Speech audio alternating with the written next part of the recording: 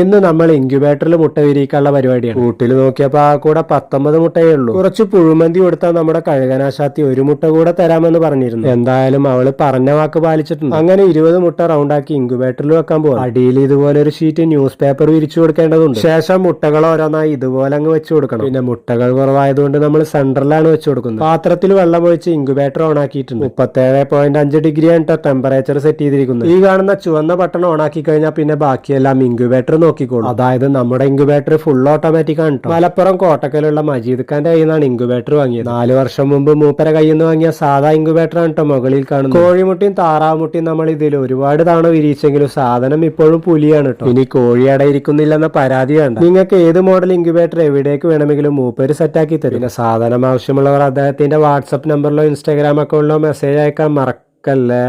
കുറച്ചു ദിവസം മുമ്പ് നമ്മൾ ഏതാണ്ട് ഒരു 20ഓളം മുട്ടകൾ ഇൻക്യുബേറ്ററിൽ വിരിയിക്കാൻ വെച്ചിരുന്നു. അതിന്റെ റിസൾട്ട് എന്തായെന്ന് നോക്കാം. 20 ദിവസത്തിന് ശേഷം നമ്മുടെ ഇൻക്യുബേറ്റർ തുറന്നു നോക്കിയപ്പോ കണ്ട കാഴ്ച. രാവിലെ കോഴിക്കുഞ്ഞിന്റെ കരച്ചിൽ കേട്ട് നോക്കിയപ്പോ ഒരെണ്ണം വിരിഞ്ഞതായി കണ്ടു. ഏതാണ്ട് 1 മണിക്കൂർ കൂടെ കഴിഞ്ഞ് നോക്കിയപ്പോ ദേ രണ്ടാമത്തെ കുഞ്ഞ് വിരിഞ്ഞിട്ടുണ്ട്. സമയം അങ്ങനെ മുന്നോട്ട് നീങ്ങിക്കൊണ്ടേയിരുന്നു. ഇതിനിടയ്ക്ക് നമ്മുടെ ഇൻക്യുബേറ്ററിനുള്ളിലെ മുട്ടകളും വിരിഞ്ഞും കൊണ്ടേയിരുന്നു. പിന്നെ വൈകുന്നേരമായപ്പോഴേക്കും 20ൽ 13 മുട്ടകളും വിരിഞ്ഞിട്ടുണ്ട്. ഇനി വിരിയാനുള്ള മുട്ടകൾക്കുള്ളിൽ നിന്നും നമ്മുടെ കോഴിക്കുഞ്ഞുങ്ങൾ പുറത്തേക്ക് ഇറങ്ങാനുള്ള തയ്യാറെടുപ്പിലാണ്. എന്തായാലും നമ്മുടെ മജീദ് ഖാന്റെ ഇൻക്യുബേറ്റർ സംഭവം സൂപ്പറാണ്. റിസൾട്ട് നോക്കിയിട്ട് സാധനം വാങ്ങാന്ന് പറഞ്ഞ ചങ്ങായിമാരെല്ലാം ചാടി കയറി ഓർഡർ ചെയ്തോളൂ. പിന്നെ കഴിഞ്ഞ വീഡിയോയിൽ നമ്മുടെ കഴുകനാശാത്തി കയ്യിലേക്ക് മുട്ടയിട്ടത് എഡിറ്റിംഗ് ആണെന്ന് കുറച്ച് പേര് കമന്റ് ചെയ്തിരുന്നു. അവർക്ക് വേണ്ടിയാണ് ഈ ഒരു ക്ലിപ്പ് വീണ്ടും പോസ്റ്റ് ചെയ്യുന്നത്. അപ്പോൾ വീഡിയോ ഇഷ്ടപ്പെട്ടാൽ സപ്പോർട്ട് ചെയ്യാൻ മറക്കല്ലേ.